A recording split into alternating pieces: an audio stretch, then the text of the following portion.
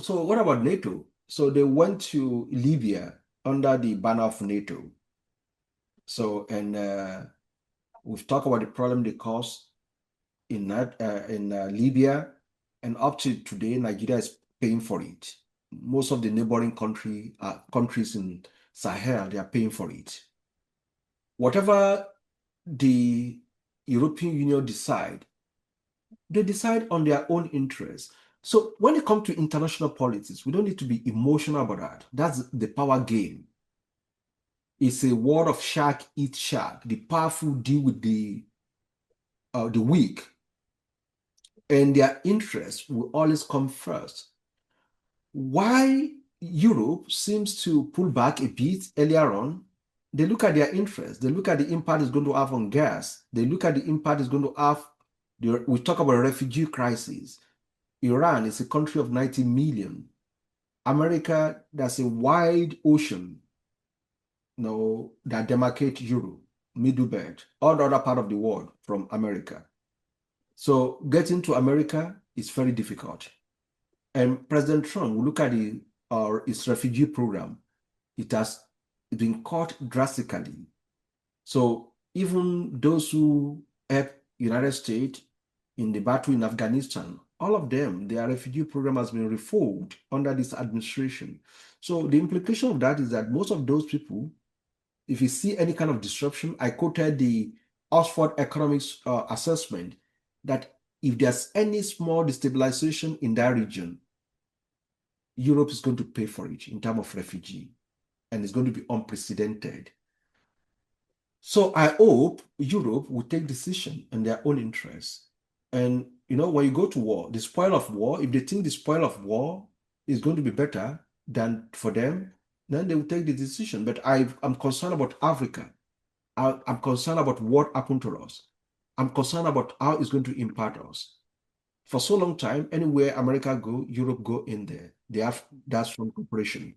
So back to your question in real time. So, yes, we're still going to talk about Africa. The reason why I had to raise this question is because I've heard reports that Russia, particularly China, are offering support to Iran, saying that if this assault is beyond Israel, beyond the United States, that if Europe does get involved, then China will aid Iran.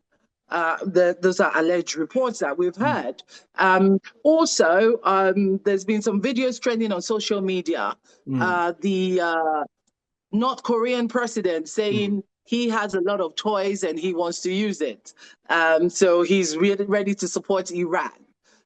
So in light of this, so Iran is not standing alone, it seems. Iran has some big brothers, as it were, that are willing to help Iran out of annihilation.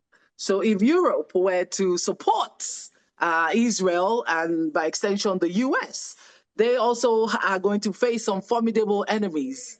So this is why we're talking about this. And then let's assume in a worst case scenario, as of today, there was a protest in London. Lots of British people have been speaking against the Prime Minister, that why is he offering any kind of support whatsoever to the US? He's come out to say it's not offensive, it's just for defense, and that Iran had attacks in Cyprus. But they're saying, no, you should just stay well out of it. But we know that the UK and the US are Siamese twins, so it's hard for one to pull away from the other. We understand that, and that's a difficult situation for the UK Prime Minister to be in. But again, I'm asking in the worst case scenario, let's say the UK decides to follow their twin, even though they might not really agree. And then Europe says, okay, well, the agreement of NATO is you attack one, all of us follow suit. And they go ahead and do that. And then North Korea joins in this party of bombs. And then China also wades in. What do you suppose would happen in this worst case scenario that we all pray it never happens?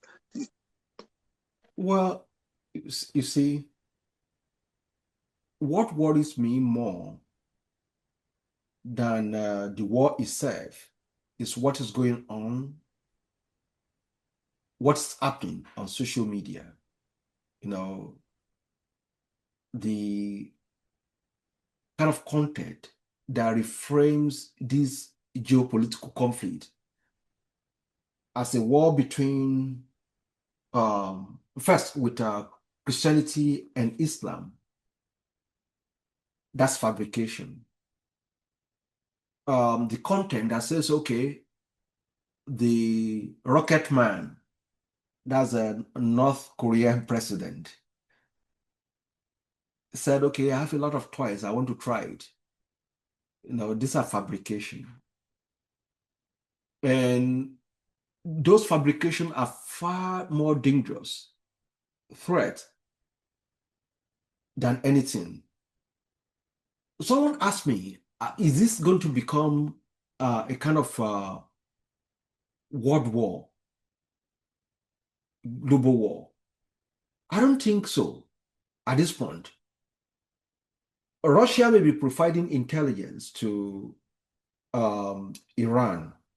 Don't forget, also, they've accused the United States of doing the same thing for Ukraine in the ongoing conflict between Ukraine and Russia. Does that sound familiar? So, the big power, they understand, they know the cost. They know the cost of having a kind of big global conflict. I'm not sure they will ever try that.